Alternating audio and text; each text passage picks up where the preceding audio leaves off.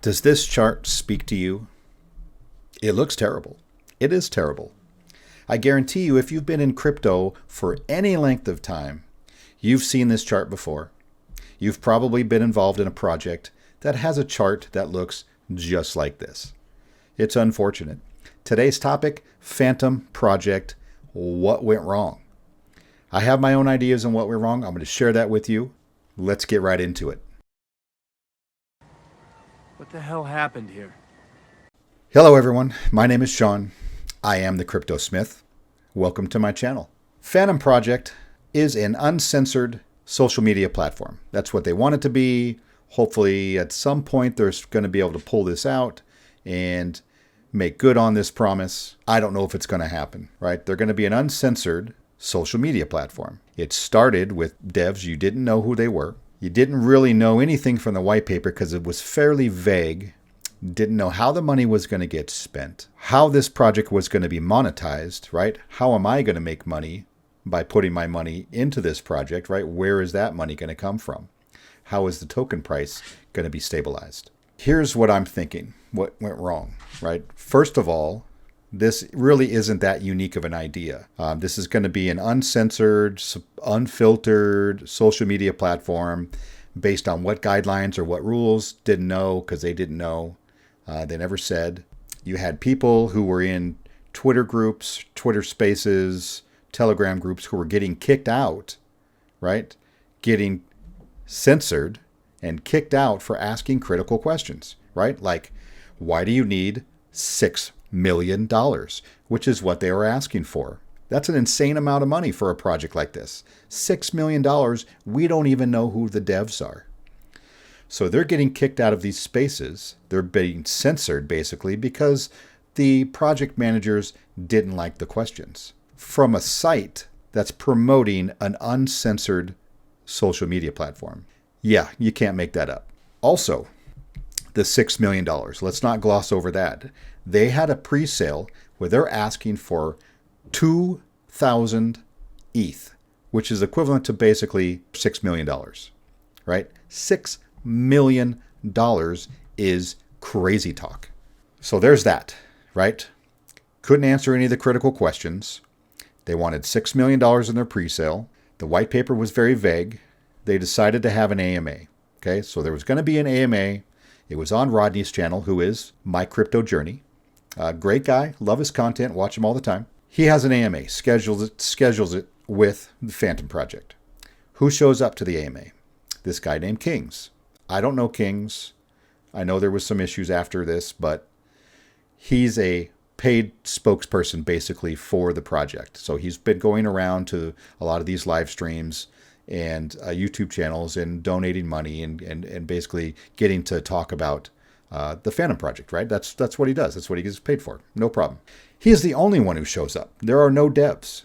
When he's asked a lot of questions, and if you've ever been on Rodney's channel, the questions can be quite tough, right? And appropriately so. Like they're trying to suss out what's going on with this. Is this a legit project, right? Am I going to put my money in and get rugged? These are good questions.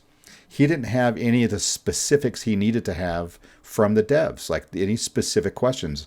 How is it going to be monetized? Where's that money going to come from? Who's getting $6 million, right? How much is going to the dev team? He didn't have any of those answers.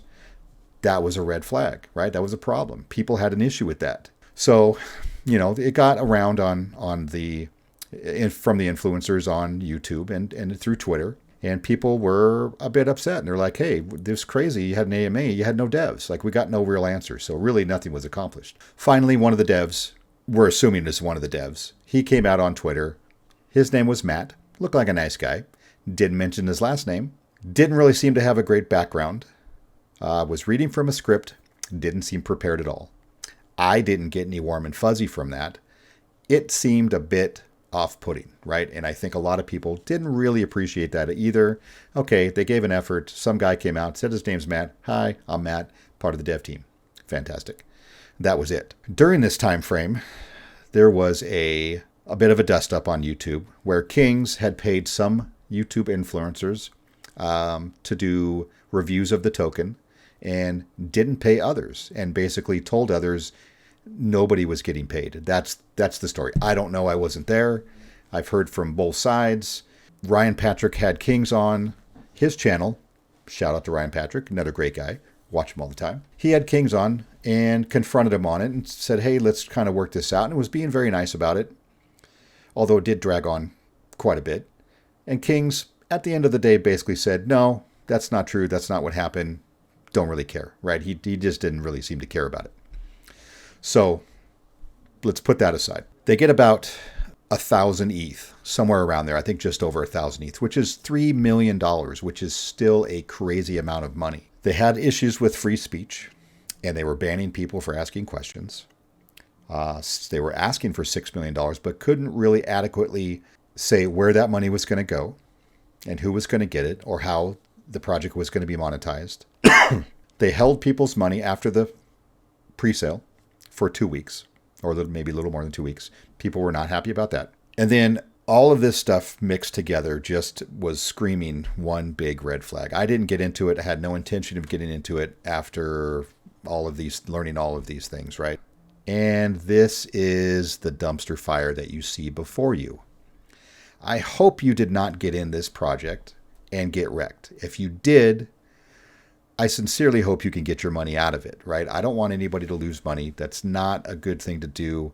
Projects like this, I hope they are able to come back, because failures like this is bad for crypto in general, right? It's hard enough getting rid of the Wild West stereotype that other people who may not even be involved in crypto, but they hear about these type of stories and the rug pulls. You know, I got into crypto back in 2017. Hello, BitConnect, if any of you were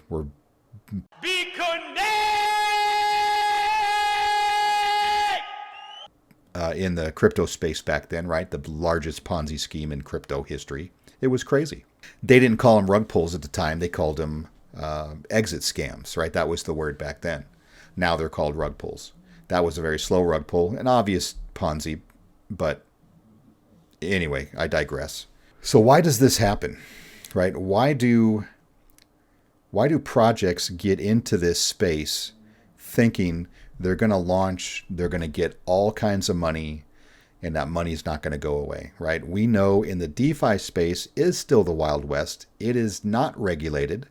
Anybody can develop a contract, do a little marketing, throw it out there, and yank the liquidity and bye-bye money, right? You're rugged. Okay, congratulations. I've been rugged. Okay, I know what it's like. It sucks. But this is crypto and it's risky.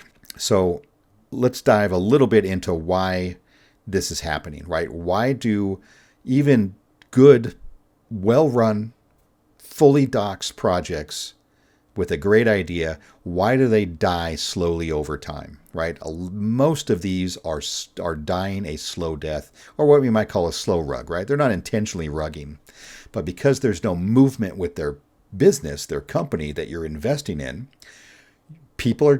they're tired, they're not patient, they're going to take their money and they're going to move to the next shiny thing that flies across the screen.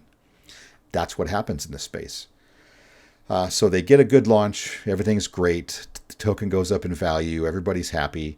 People take profits, right? So it's going to take a dip, and then maybe it's going to come back up a little bit, and then it's going to stabilize. And then over the next weeks or months, it's going to slowly die off, right? Look at Terrarium. Look at Wagmi. Even though Wagmi seems like a great project, Terrarium also seems like a great project, great devs, great idea. There just isn't movement fast enough to satisfy investors, right? They're looking for price action. You're giving these companies money. These projects are getting the money. It takes them months to develop anything, to get on centralized exchanges, to come up with their blockchain, their website, their NFT space, or their NFT platform, and their launching platform. Whatever it is they're doing, everybody has the same thing. It sounds like the same project over and over again, just with a different name. Just put Inu on it, and you'll be good. Don't get it twisted. This is the DeFi space, not just crypto in general, but the DeFi space. You are here for the money only. Don't lie to yourself. Okay? That's why I'm in DeFi, is to make money. I don't care about the tech. I don't really care about the project or the developers, right? if they get enough money on launch, they're going to figure out how to make that work for themselves, right? They have to have a business plan to accommodate for the cycle in the market, right? The cycle, it goes up, it goes down, it goes up a little bit, and then it slowly trails off over weeks and months until there's hardly anything left. And then nobody's interested anymore. It doesn't matter what they do 6 months from now because nobody cares about it, right? Nobody's going to stay in it that long. So please understand, you have to do your research on these. If you see red flags, take a step back. Wait till it launches, see it stabilize. Maybe it takes a dip, then jump in if you think that's the right decision for you, right? Always do your own research. Don't just listen to any old guy on YouTube, and jump into something because somebody mentioned somebody's name and it's going to launch tomorrow and, it could 10x, 5x. It could no x. It could rug. Anyway, I appreciate you guys listening to this, me ramble on for a little while about why these projects go bad like this. This one in particular, it was kind of bad from the start. Hopefully they can pull it together and get it back and people can get their money back. If you like my content, please feel free, tap that like button and maybe subscribe if you want to see more. Hope to see you back later. Please don't get wrecked.